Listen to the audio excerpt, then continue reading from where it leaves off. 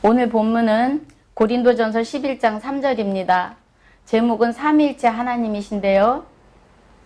고린도전서 11장 3절 그러나 나는 너희가 알기를 원하노니 각 남자의 머리는 그리스도요 여자의 머리는 남자요 그리스도의 머리는 하나님이시라 그럽니다.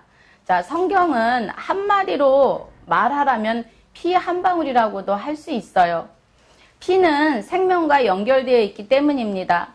또 성경 66권은 십계명을 해석하는 책입니다. 성경 66권은 성부, 성자, 성령 하나님의 뜻이 하늘에 이루어진 생명을 살리는 영생의 법을 알게 하는 책이라는 겁니다. 성경은 생명의 법과 사망의 법으로 기록되어 있습니다. 또 성경은 영생의 순리를 알게 하는 책입니다. 어떻게 해야 구원을 받을 수 있고 어떻게 해야 영생의 나라로 들어갈 수 있는가를 알려면 십계명을 통하여 알 수 있게 하는 책이 성경이라는 겁니다. 하나님과 예수님, 성령님이 어떤 사역을 하셨는지 살펴보고 또 그분들의 시대 구분, 그러니까 성부 하나님의 시대와 사복음서 실상사역으로 오신 성자 예수님의 시대와 또 행전에서 계시록까지 성령 하나님의 시대를 구분해서 오늘 살펴보고자 합니다. 고린도전서 11장 3절에 또 고린도전서 15장 41절에는 해의 영광이 다르고 달의 영광도 다르며 별의 영광도 다른데 별과 별의 영광이 다르다라고 하십니다. 그러면 먼저 성부 하나님은 생명을 살리는 영생의 법으로 계시는데 어떤 위엄으로 계시는지 알아봅니다. 하나님은 유일신이시고 요한복음 17장 3절에 영생은 곧 유일하신 참 하나님과 그의 보내신 자 예수 그리스도를 아는 것이니이다 그래요. 영영한 법으로도 계십니다. 시편 45편 6절에 하나님이여 주의 보좌가 영영하며 주의 나라 홀은 공평한 홀이니이다 라고 하십니다. 만세의 왕으로도 계시지요. 디모데전서 1장 17절에 만세의 왕 곧 썩지 아니하고 홀로 하나이신 하나님께 존귀와 영광이 세세토록 있을지어다 그럽니다. 만왕의 왕이시기도 하시죠. 디모데전서 6장 15절에 기약이 이르면 하나님이 그의 나타나심을 보이시리니 하나님은 복되시고 홀로 한 분이신 능하신 자이며 만왕의 왕이시며 만주의 주시오 라고 말씀하십니다. 이렇게 하나님은 영생하시는 하나님으로 생명을 살리는 영생의 법으로 하늘에 계시다는 거예요. 창세기 21장 33절에 아브라함도 영생하시는 하나님을 여호와의 이름을 불렀더라 그래요. 이렇게 하나님은 영생하시는 하나님이십니다. 생명을 살리는 영생의 법으로 처음 하늘에 계신 분이시죠. 자, 처음 하늘이라고 하면 구약을 이야기하는 겁니다. 구약의 처음 하늘에 하나님은 생명을 살리는 영생의 법으로 계셨습니다. 성소 처음 땅에서 예수님이 오실 것을 선지자들을 통해서 예언하셨고 자기의 비밀을 그 선지자들에게 알리시며 일을 하셨다는 거예요. 아모스 3장 7절을 상고하면 주 여호와께서는 자기의 비밀을 그종 선지자들에게 보이지 아니하시고는 결코 행하심이 없으시니라 그래요. 이사야서 7장 14절에도 그러므로 주께서 친히 징조로 너에게 주실 것이라 보라 처녀가 잉타의 아들을 낳을 것이요 그 이름을 임마누엘이라 하리라 하시면서 초림으로 오실 예수님을 예언하였습니다. 그럼 구약의 아담부터 말라기 선지자까지 다 예수님을 예언하고 예표하였던 사역이 처음 하늘에 있는 하나님이 처음 땅에 예언하고 예표하고 염원하던 사역이라는 겁니다. 이렇게 구약에서는 하나님이 새하늘과 새 땅을 준비하고 계셨던 겁니다. 이제 본문에 의지해서 여기서 예수님의 법과 성령님의 법을 사역하신 시대를 구분해서 살펴보도록 합니다. 성부 하나님의 법은 해의 법이십니다. 고정된 법이에요. 해는 움직이지 않아요. 변하지 않는다는 겁니다. 그래서 생명을 살리는 영생의 법으로 계시는 하나님이시라는 겁니다. 성자 예수님은 달의 법인데 제사장의 직분의 변혁과 부활의 법인 영생의 법으로 에덴의 화영검을 여는 사역이십니다. 자, 성령 하나님의 법은 별과 별의 법인데 예수님께서 사명을 부여하신 12제자가 사명을 받고 남자 사역으로 별과 별의 영광인 왕같은 제사장 사역이라는 겁니다. 이렇게 성부, 성자, 성령 하나님의 사역의 결론을 먼저 알고 고린도전서 11장 3절에 말씀하시는 머리와 육신이 되시는 삼일체 하나님의 사역을 알아보도록 하겠습니다.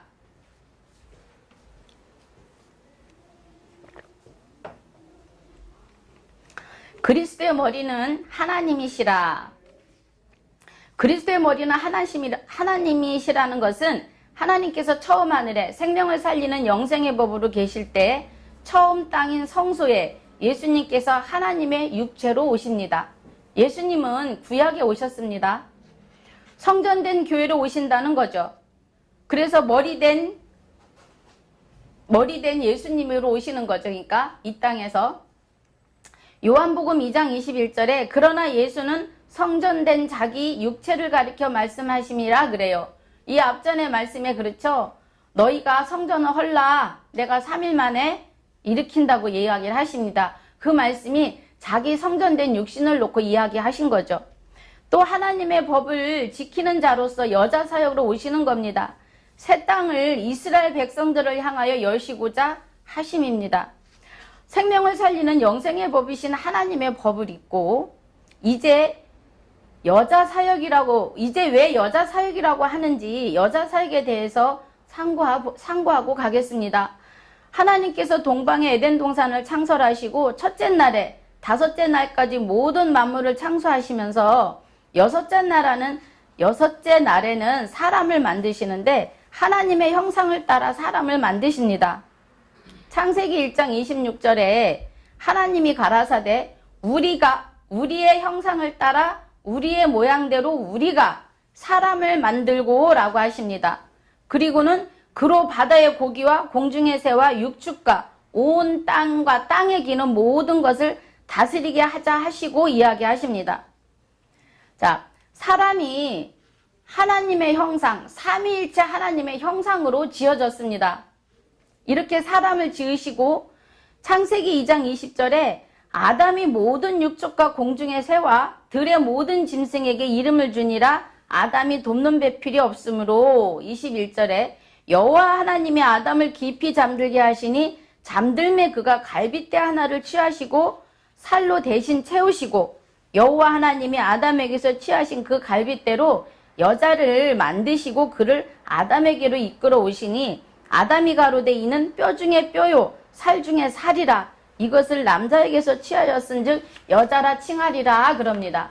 제가 성경 구절을 많이 읽을 겁니다. 이유는 성경의 말씀이 이러하면서 하나님이 사역하셨음을 알게 하려고 그럽니다. 자, 하나님께서 아담에게 생명나무의 열매를 먹되 선악을 알게 하는 나무 열매는 먹지 말라고 하셨죠.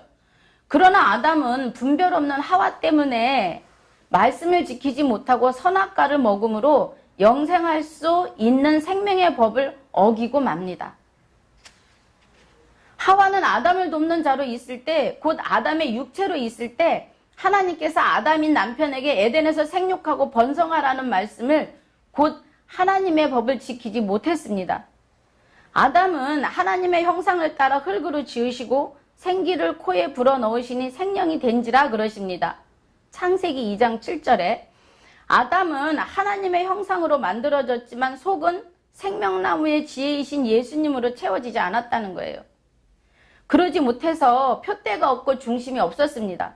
그러기에 하와가 건네주는 선악과를 분별하지 않고 먹었다는 거죠. 지금 우리는 어떻습니까? 우리도 성부, 성자, 성령 하나님의 사역을 제대로 알지 못하면 이단의 사상에 빠지고 맙니다. 결국은 하와를 통하여 선악과를 먹음으로 사단의 법인 사망의 법으로 추락하고 맙니다. 창세기 3장 16절에 또 여자에게 이르시되 내가 내게 잉태하는 고통을 크게 더하리니 내가 수고하고 자식을 낳을 것이며 너는 남편을 사모하고 남편은 너를 다스릴 것이라 하시고 그래요. 이 아담과 하와는 선악과를 먹음으로 하나님을 배역한 자가 되었습니다. 이로 인하여 아담과 하와를 하나님께서 에덴 밖으로 내어 쫓으시고 구름과 화영검으로 에덴에 돌아가는 길을 막으십니다. 하나님은 아담과 하와를 에덴에 밖에 쫓아내신 후에 하와에게 사망의 법이 되어버린 아담의 법으로 해산하는 수고와 법을 사모하고 이 법의 지배를 받으라고 말씀하십니다. 그래도 사망의 법이기는 하나 이 법을 통하여 하나님을 알게 하기 때문입니다. 그러므로 하와는 남편의 법으로의 해산과 남편의 법을 사모하고 남편의 법의 지배를 받아야 했습니다. 결론은 사망의 법으로죠. 그래서 로마서 5장 14절에 그러나 아담으로부터 모세까지 아담의 범죄와 같은 죄를 짓지 아니한 자들 위에도 사망이 왕노로 타였나니 그래요. 아담은 오실자의 표상이라. 이렇게 예수님의 사역을 여자 사역이라고 하는 것은 구약에 예언하신 일들을 예수님은 마태, 마가, 누가, 요한복음의 실상 사역에서 구약에 말씀하신 예언들 일들을 이루어내시기 때문입니다. 아담의 법인 이 법을 지키는 하와의 사역이 오실자인 예수님의 표상이라는 겁니다. 아담은 예수님의 그림자일 뿐입니다. 그러면 구약은 지성소의 그림자이죠. 그러니까 구약은 성소인데 지성소, 그러니까 실상 사역으로 나오시는 예수님의 사역에 대한 그림자라는 것입니다. 예수님께서 하나님의 생명을 살리는 영생의 법을 계획하고 오셔서 새 땅에서 먼저는 유대인의 심령에 그리고 우리의 심령에 새 하늘의 법을 곧 부활의 법인 영생의 법을 완전케 하셔야 하기 때문입니다. 아담이 내어놓은 이 사망의 법을 예수님이 다시 생명의 법으로 완전하게 하시려고 오시는데 예수님은 사망의 법이 아닌 생명을 살리는 영생의 법으로 완전한 법으로 오신다는 겁니다.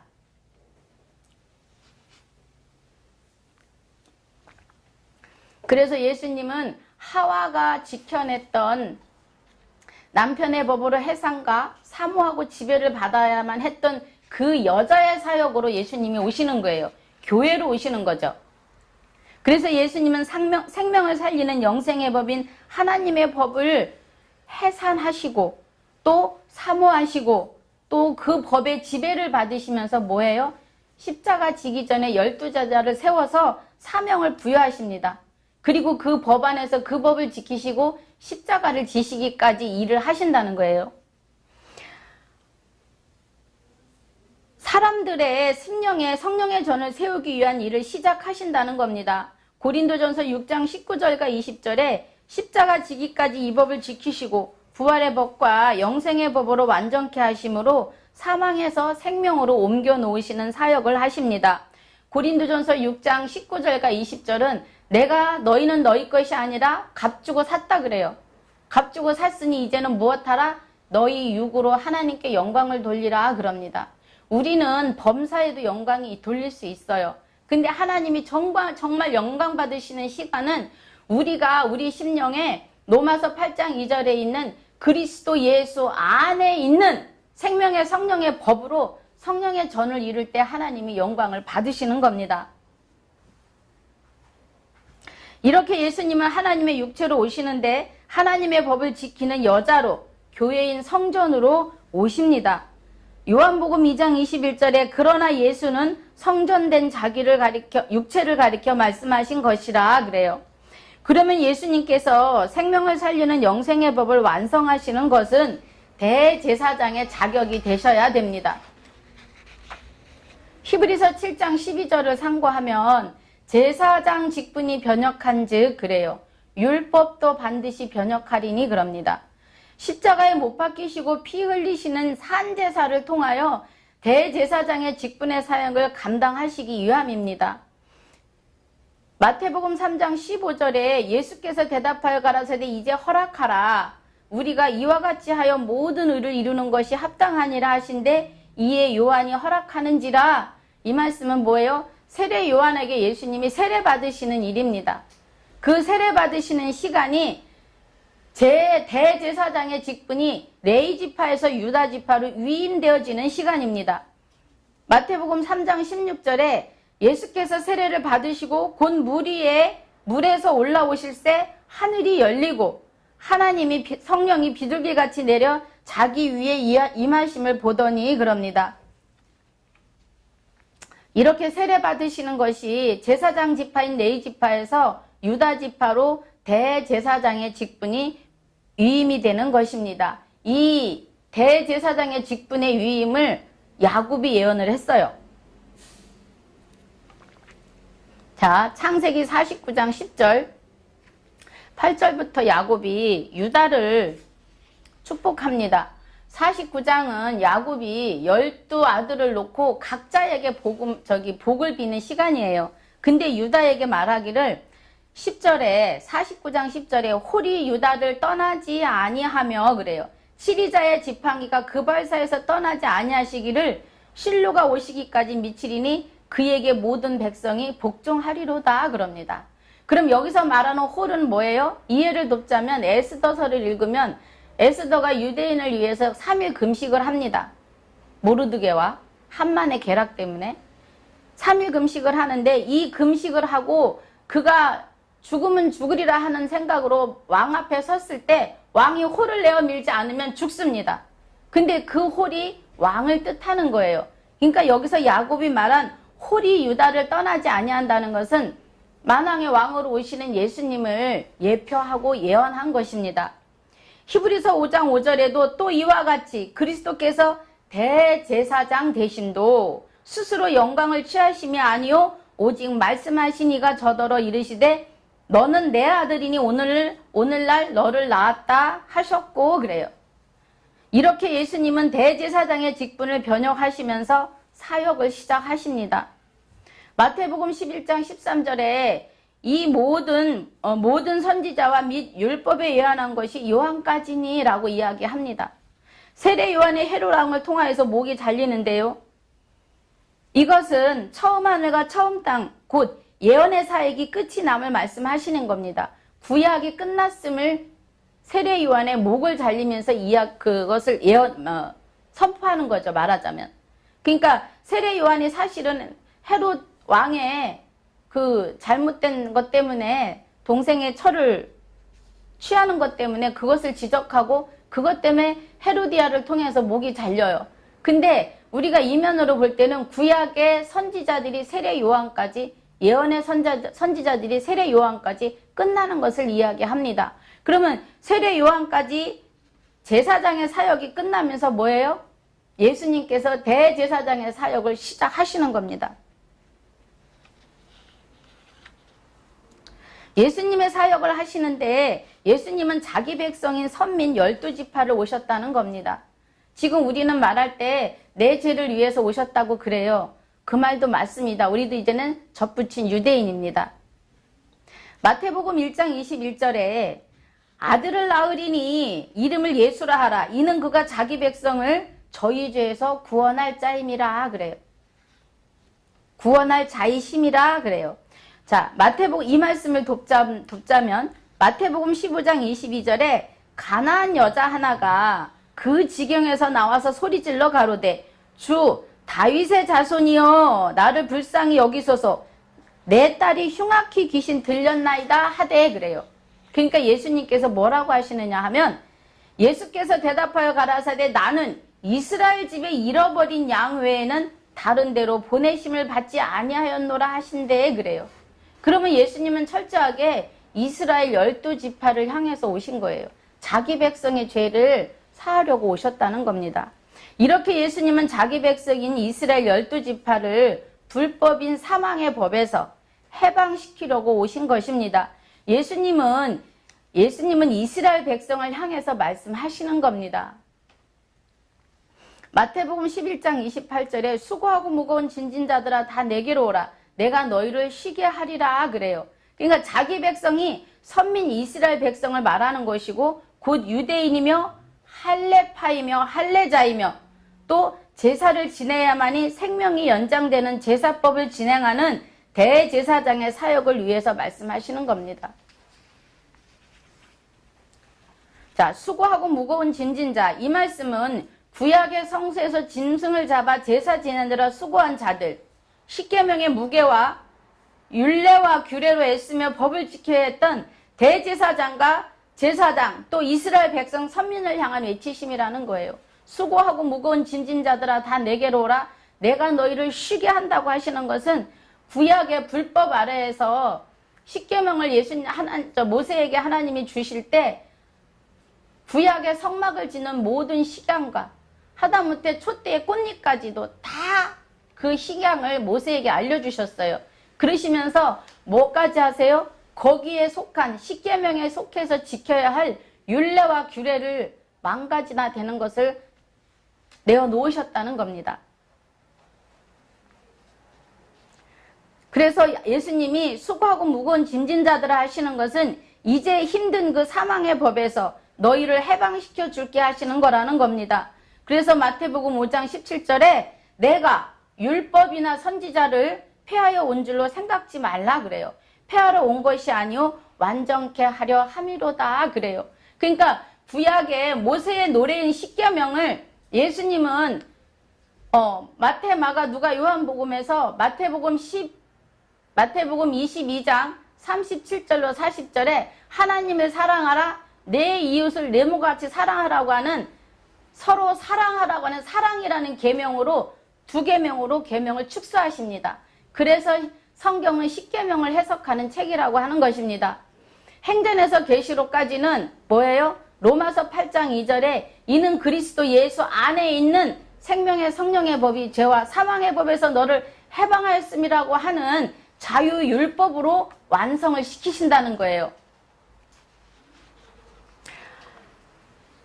사망의 법에서 영생하는 법으로 완전케 하시러 오십니다. 오셔서 일을 하시는데 예수님은 하나님께서 일하신 대로 일을 하십니다. 곧 생명을 살리는 영생의 법을 하나님이 이르신 대로 일을 하신다는 겁니다. 요한복음 5장 17절에 예수님께서 저에게 이르시되 아버지께서 이제까지 일하시니 나도 일한다 하시매. 6절에 요한복음 14장 6절에 예수께서 가라사대 내가 곧 길이요 진리요 생명이니 나로 말미암지 않고는 아버지께로 올 자가 없다고 이야기를 하십니다. 요한복음 12장 50절에 뭐라고 하세요? 나는 그의 명령이 영생인 줄 아노라 그래요. 그럼 예수님이 나는 그의 명령이 영생인 줄 하는 것은 뭐예요?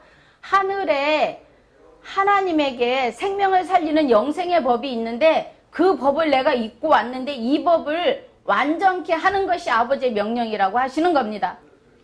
그러므로 나에 이르는 것은 내 아버지께서 내게 말씀하신 대로 이르노라 하시니라 그래요.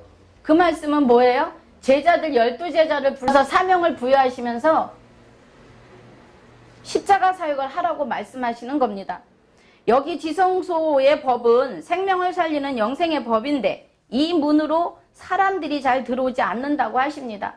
그래서 마태복음 7장 13절에 좁은 문으로 들어가라. 멸망으로 인도하는 문은 크고 그 길이 넓어 그리로 들어가는 자가 많고 14절에 생명으로 인도하는 문은 좁고 길이 협착하여 찾는 이가 적음이니라 그래요. 그래서 그렇게 말씀하시면서 제자들에게 뭐라 그러시냐면 내가 아버지의 계명을 지킨 것 같이 너희도 내 계명을 지키라고 하십니다. 그럼 예수님의 계명은 요한복음 12장 50절에 내가 아버지의 생명을 지켜 그의 사랑 안에 거하는 것 같이 너희도 내 계명을 지키면 내 사랑 안에 거하리라 그래요. 요한복음 15장 12절에 내 계명은 곧 내가 너희를 사랑한 것 같이 너희도 서로 사랑하라 하는 이것이니라 그럽니다. 예수님께서 하나님의 육체로 실상사역으로 계실 때에 곧 사복음서에서 12제자를 불러 사명을 부여하십니다. 하나님의 육체로 오셔서 실상사역을 하실 때에 제자들에게 예수님이 십자가 지시고 가시는 일과 후의 일을 예언하십니다. 자, 요한복음 14장 28절 내가 갔다가 너에게로 온다 하는 말을 너희가 들었나니 나를 사랑하였다면 나의 아버지께로 감을 기뻐하였으리라. 아버지는 나보다 크심이니라 그럽니다. 26절에 보혜사 곧 아버지께서 곧 내 이름으로 보내실 성령 그가 너희에게 모든 것을 가르치고 내가 너에게 말한 모든 것을 생각나게 하시리라 그래요. 근데 우리는 성령이 오신 거에 대해서 잘 모릅니다. 성령이 누구냐는 거예요. 자, 요한복음 14장 26절에 보니까 보혜사, 곧 아버지께서 그래요. 그럼 보혜사는 하나님이십니다. 뭐라 그래요? 내 이름으로 보내실 성령 그가 그래요. 그럼 예수님이, 요한복음은 예수님이 실상사역 하실 때 제자들을 향해서 하시는 말씀이에요. 그러니까 내 이름으로 보내실 성령 그가, 그러면 성령은 예수 그리스도이신 겁니다. 지금 성령님이 우리 속에 계신 것은 예수님의 이름으로 계시는 거예요. 왜? 예수님의 이름으로 강림을 이야기하는 겁니다. 사도행전 2장 1절 이하에 오순절날의 그 역사가, 불의 혀 같은 성령이 오시는 역사는 예수 이름으로 다시 강림하시는 역사입니다. 그 역사는 죄와 상관없이 두 번째 오시는 사역이에요. 우리가 초림과 강림과 재림을 분별하지 않으면 안 돼요. 분명히 분별해서, 초림과 강림과 재림을 분별해서 바르게 가르치고 나가야 할 것입니다. 요한복음 15장 26절에 내가 아버지께로서 너에게 보낼 보혜사, 곧 아버지께로 나오시는 진리의 성령이 오실 때에 그래요. 진리는 성령이에요. 요일 5장 7절에 증거하시는 이는 성령이니 성령은 진리니라고 이야기하십니다. 성령이 오실 때 그가 나를 증거하실 것이요 그래요. 그러니까 예수님의 이름으로 강림하시는 성령 하나님께서 실상으로 오셔서 사역하신 예수님과 그 성령으로 오신 예수님이, 그러니까 로마서 8장 2절에 이는 그리스도 예수 안에 있는 생명의 성령의 법으로 우리를 영생하게 할 수 있는 율법, 자유율법으로 완전케 하실 거라는 겁니다. 요한복음 15장 27절에도 너희도 처음부터 나와 함께 있었으므로 증거하느니라 그래요. 그 12제자에게 예수님과 함께 3년 공생애를 같이 지냈기 때문에 뭐예요? 12제자가 예수님을 증거하고 선포할 것이라는 걸 이야기하는 겁니다.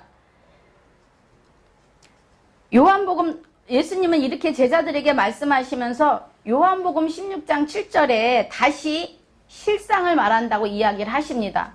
그러면 히브리서 11장 1절에서 말하는 믿음은 바라는 것들의 실상이요 하는 것은 누구예요? 예수님이 구약의 선진들이 예언하고 염원하고 예표했던 그런 일들이, 예수님이 그 믿음이, 구약의 선진들의 믿음이 실상으로 이루어지는 것이 믿음은 바라는 것들의 실상이요라는 것입니다. 그래서 예수님이 실상사역을 오셔서 사복음서에서 많은 일을 하시죠. 회개하라, 천국이 가까웠다, 천국은 침노하는 자의 것이다 하시면서 제사장 직분의 변혁과 함께 대제사장, 멜기세덱의 반차를 쫓는 대제사장의 사역을 완성하십니다. 그러기 전에 요한복음 16장 7절에 제자들에게 다시 실상을 이야기하신다고 이야기를 하십니다.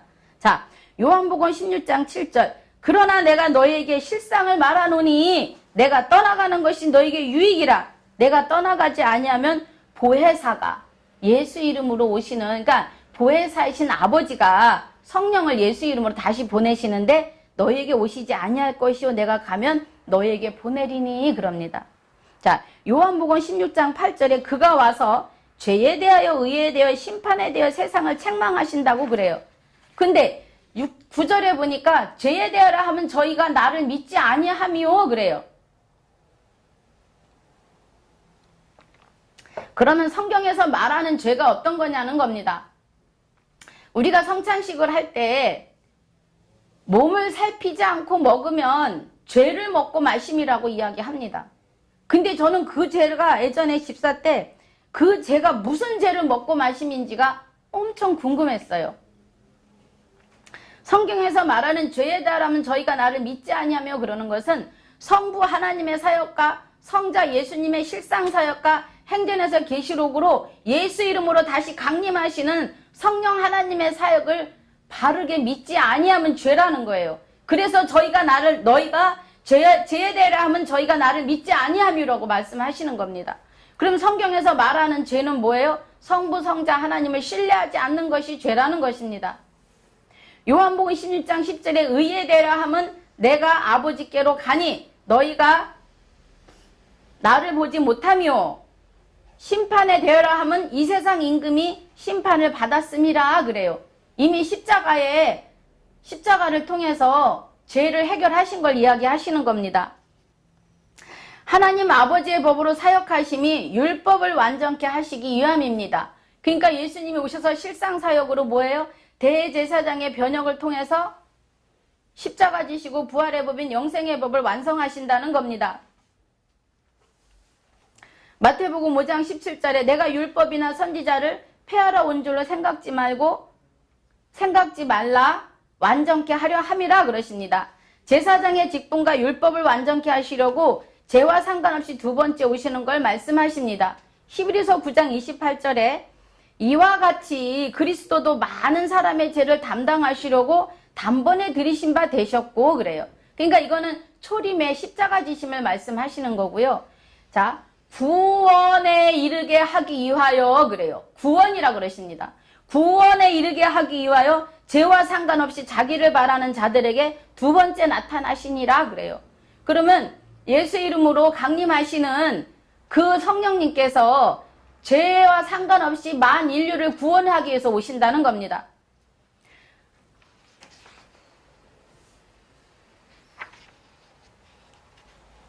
자, 그래서 이 말씀은 예수님이 십자가에 죽으시고 부활하신 다음에 다락에 모여서 주의 이름으로 오시는 이여 하고 기도할 때에 12제자와 120문도와 예수님의 어머니와 여러 여자들에게 성령으로 강림하실 것을 말씀하시는 겁니다. 이 은혜가 육체 안에, 그러니까 제자들의 육체 안에 영으로 임하시는 것을 말씀하시는 겁니다. 이것이 내가 다시 실상을 말하노니 하시는 예수님의 예언이십니다. 오늘은 여기까지 하고 마치도록 하겠습니다.